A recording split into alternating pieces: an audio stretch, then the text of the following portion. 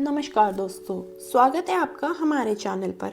आज हम आपके साथ लेकर आए हैं video series large cap, mid cap और स्मॉल कैप म्यूचुअल फंड्स की, जिसमें आज हम शुरुआत करेंगे large cap mutual funds for the year 2024, जिसका नाम है कोटक ब्लू चिप फंड, जो कंसिस्टेंटली अच्छे रिटर्न्स प्रोवाइड कर रहे हैं historically as well as on date.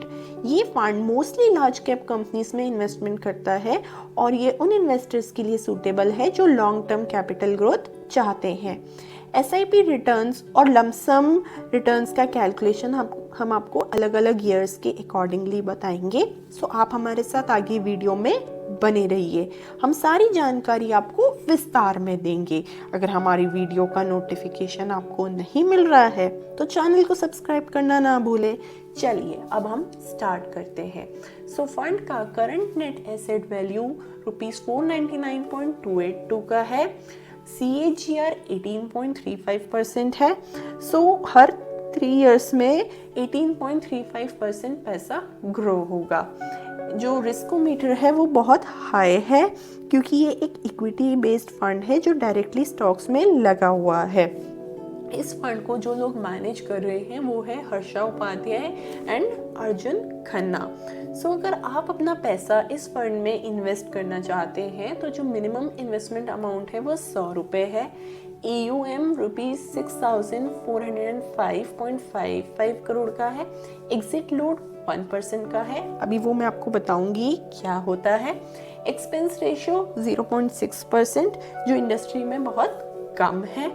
So exit load में अगर रिडेम्पशन अप टू 10% है of the initial investment amount जो परचेज किया गया है within 1 year from the date of allotment, तो जो पेनल्टी है वो नील होगी। अगर यूनिट्स रिडीम परचेज किए गए एक्सेस में within 1 year from the date of allotment, तब जो पेनल्टी लगेगी वो 1% की लगेगी। और यूनिट्स रिडीम्ड अगर 1 साल बाद है from the date of allotment, तब भी पेनल्टी नील होगी। So exit load fees charge की जाती है AMC द्वारा for premature redemption of mutual fund unit. इस फंड में कौन से सेक्टर्स हैं जिसमें इन्वेस्टमेंट किया हुआ है। सो जैसे कि आप देख सकते हैं, फाइनेंस सेक्टर में हाईएस्ट इन्वेस्टमेंट है 18.05% का। IT सेक्टर में भी अच्छा इन्वेस्टमेंट है 12.44% का। कंज्यूमर डिस्क्रिशनरी में 10.29% का। बैंक्स में आप देख सकते हैं 7.88% का है। सो जो कंपनीज हैं जिसमें इन्वेस्टमेंट किया हुआ है इस फंड ने, HDFC बैंक है जो देश का सबसे बड़ा प्राइवेट सेक्टर बैंक है। फिर ICICI बैंक जो देश का दूसरा बड़ा प्राइवेट सेक्टर बैंक है। रिलायंस इंडस्ट्रीज, जैसा कि आप जानते हैं कि ये नंबर 1 प्राइवेट सेक्टर कंपनी है। इन्फोसिस, ये एक ग्लोबल लीडर है IT सेक्टर में।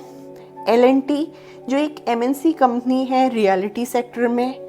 ITC जो एक बिगेस्ट FMCG कंपनी है। एक्सिस बैंक, ये भी एक बड़ा प्राइवेट सेक्टर बैंक है। मारुति सुजुकी जो लार्जेस्ट ऑटोमोबाइल कंपनी है। TCS जो एक ग्लोबल लीडर है IT सेक्टर में। अब हम आपको बताएंगे SIP कैलकुलेशन के बारे में, जो आप मंथली बेसिस पर कर सकते हैं। अगर आपका मंथली इन्वेस्टेड अमाउंट जो है वो 50,000 का है, एक्सपेक्टेड रेट ऑफ रिटर्न जो है वो 18% का है। जैसा कि हमने आपको स्टार्टिंग में ही बताया था, CAGR 18.35% का। आप ऊपर के पॉइंट्स को छोड़ सकते हैं।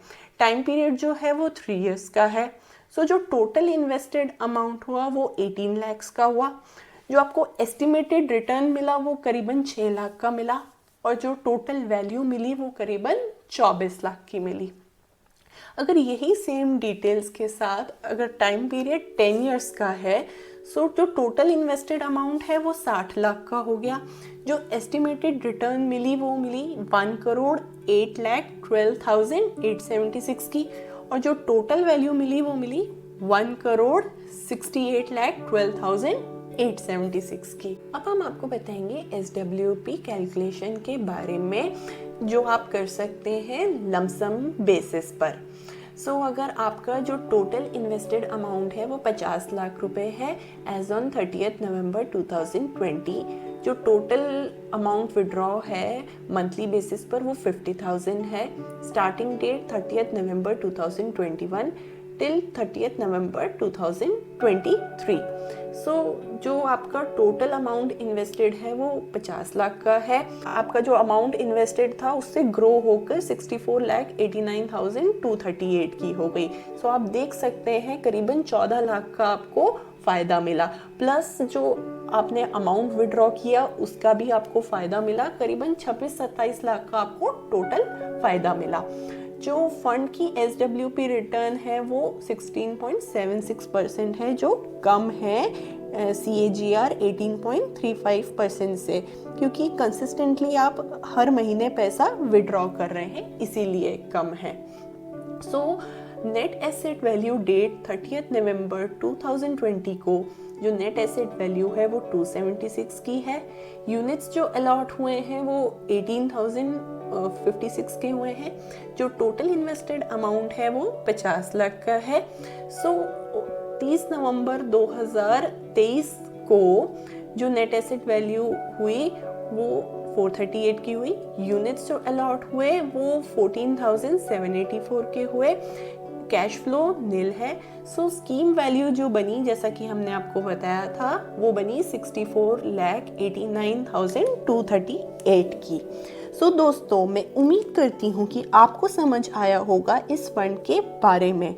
मैं आपको रिकमेंड करूंगी कि आप अपना पैसा इस स्कीम में ज़रूर इन्वेस्ट करें, क्योंकि हिस्टोरिकली ऐसा देखा गया है कि ये फंड कंसिस्टेंटली अच्छा रिटर्न प्रोवाइड कर रहा है और आपको इन रिटर्न हेल्पफुल रहेगा वेल्थ को ग्रो करने में।